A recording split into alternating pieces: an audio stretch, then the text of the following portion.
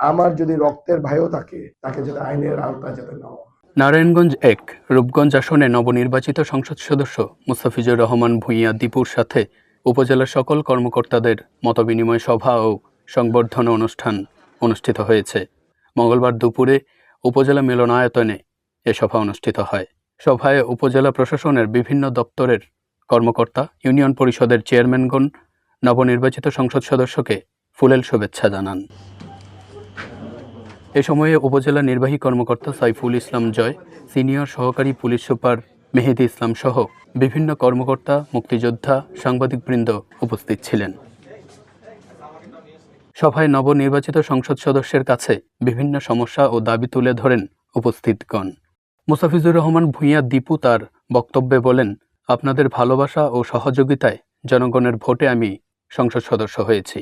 জনগণ আমাকে ভোট দিয়েছেন তাদের সেবা করার জন্য, এলাকার উন্নয়ন করার জন্য। এজন্য আপনাদের সহযোগিতা আমার একান্ত কাম্য। এত সুন্দর একটা নির্বাচন আপনারা রূপগঞ্জবাসীকে একটা উপহার দিয়ে গেছেন। আপনাদের যে টিমটা সুন্দর করে মানুষের প্রত্যাশা মিটিয়ে যাকে খুশি তাকে ভোটটা দিয়ে নির্বাচিত করতে পেরেছে, এর জন্য আপনাদেরকে ধন্যবাদ জানাই।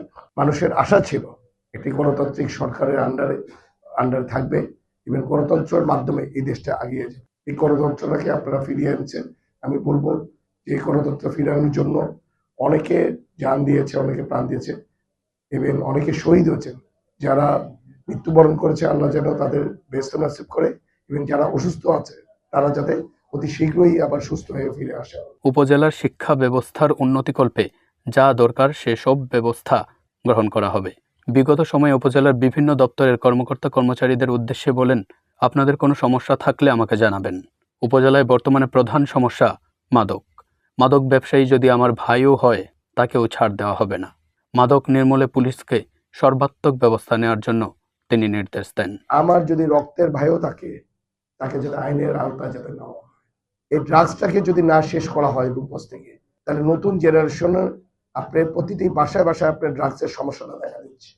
ইভেন শুধু এখান থেকে ঢাকার থেকে প্রচুর লোকজন আসে রূপগঞ্জে যে ড্রাগসটা কিনে নেওয়া যাওয়ার জন্য। এই অপমান আমরা আসলে রূপগঞ্জবাসী আর নিতে চাই না। এটা আপনাদের দায়িত্ব। আপনারা চেষ্টা করলে আমরা আশা করি যেটা আপনারা চেষ্টা করলে এটা আপনারা ধরতে পারবেন। এবার আপনারা জানেন কোন কোন স্পটে কিভাবে করে বিক্রি হয়। বিভিন্ন রাস্তার নাম হয়ে যাচ্ছে ফেন্সি রোড। আমি ভাবলাম এটা বোধহয় এটা স্টাইলের কারণে, অথবা এই রোডটা বোধহয় সুন্দর দেখে এই রোডটার নাম ফেন্সি রোড রাখা হয়েছে। পরে শুনি না, এই ফেন্সি রোড নামে একটা ড্রাগস আছে, ওইখানে ওইটা বেশি বিক্রি হয় দেখে এই ড্রাগসের নাম দিয়ে আমাদের রোডের নাম হয়ে যাচ্ছে। আমি আশা করব যে আপনারা চেষ্টা করলে আপনারা রেড দিয়ে তাদেরকে ধরতে পারবেন। এবার আপনারা এটা এখানে হাতে গোনা কিছু মানুষ এখানে ইনভলভ, আপনারা এটা আইনের আওতায় নিয়ে আসবেন। এটা আমরা সকলে মিলে, আমাদের সকলের দাবি একটি জিনিস, যে ড্রাগসটাকে আমাদের থেকে রূপগঞ্জ থেকে মুক্ত, একটি ড্রাগস মুক্ত একটি রূপগঞ্জ আমাদের করে দেয়। প্রধানমন্ত্রী দেশনায়ক তারেক রহমান সাহেব খাল খননের কথা বলেছেন। আপনারা জানেন সামনে বৃষ্টি আসছে। বৃষ্টি আসা মানে আমাদের রূপগঞ্জবাসীর জন্য মানে একটা আপনার তারাবো ভুলতা কোরআন দেন, ইভেন কায়েতপাড়ার একটা অংশ পুরোটা পানির নিচে চলে যায়।